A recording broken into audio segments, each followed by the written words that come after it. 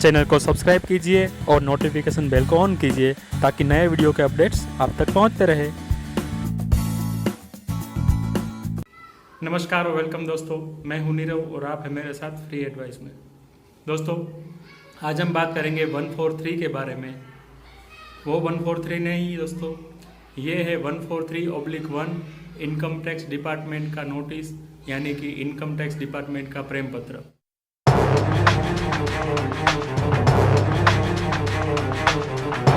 Income tax department आपको दो वजह से नोटिस भेज सकता है।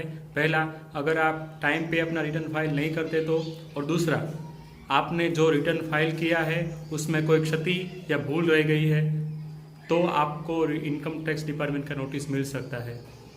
अगर आपको कभी भी इनकम टैक्स डिपार्टमेंट का नोटिस मिलता है तो किसी भी प्रकार की चिंता किए बिना पहले उस नोटिस का अभ्यास कीजिए। वो नोटिस आपको कौन सी धारा के तहत दिया गया है और नोटिस मिलने की वजह क्या है उसको पहले जानिए और फिर उस नोटिस का क्या जवाब देना है ये सोचिए।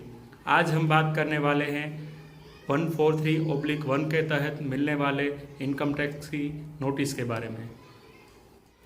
धारा 143/1 में आपको 3 प्रकार के नोटिस मिल सकते हैं। पहला, जिसमें आपके द्वारा की गई इनकम टैक्स की कैलकुलेशन को इनकम टैक्स ऑफिसर द्वारा की गई कैलकुलेशन के साथ मैच किया जाता है। दूसरा है जो रिफंड नोटिस के स्वरूप में होता है, जिसमें आपके द्वारा भरा गया टैक्स इनकम टैक्स ऑफिसर द्वारा की गई कैलकुलेशन से अगर ज़्यादा है तो आपको रिफंड मिलना चाहिए। तो वो नोटिस जो मिलता है वो रिफंड नोटिस कहलाता है। और तीसरा है डिमांड नोटिस।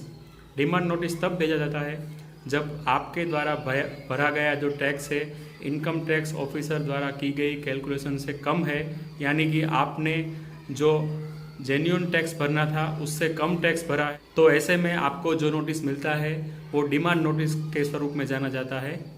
अब हम नोटिस को देखकर समझने का प्रयत्न करेंगे कि किस प्रकार का नोटिस है और इसका जवाब किस प्रकार से देना है।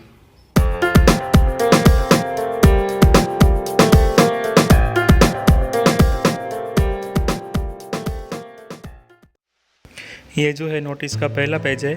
यहाँ पर आपका नाम, एड्रेस और आपने जो रिटर्न फाइल किया था उसकी डेट और एक्नॉलेजमेंट नंबर दिया हुआ है।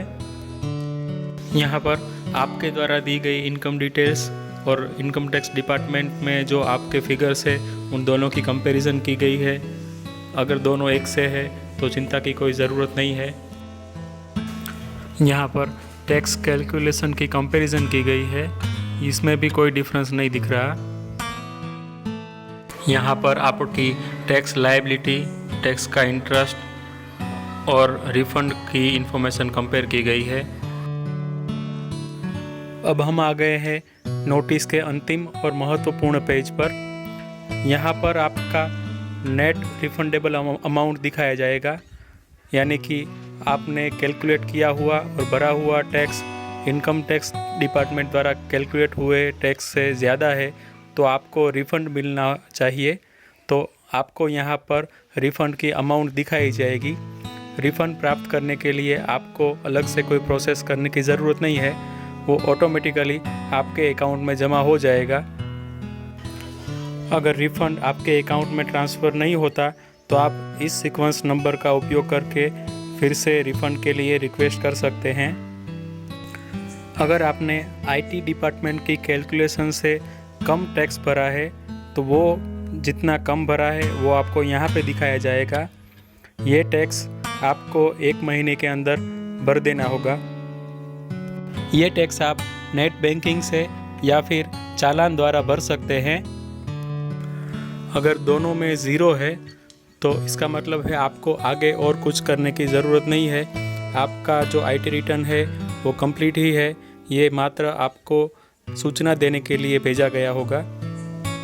अगर आपको लगता है कि आपकी कैलकुलेशन सही है और आईटी डिपार्टमेंट द्वारा की गई टैक्स की डिमांड गलत है तो आप इनकम टैक्स डिपार्टमेंट की वेबसाइट पर लॉगिन करके ई फाइल में जाइए।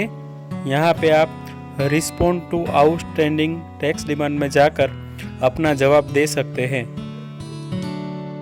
अगर आपको ये वीडियो अच्छा लगा है तो इसे लाइक कीजिए, शेयर कीजिए और हमारे चैनल को सब्सक्राइब करना बिल्कुल मत भूलिएगा। मिलते हैं अपने दूसरे वीडियो में, तब तक के लिए गुड बाय, जय हिंद।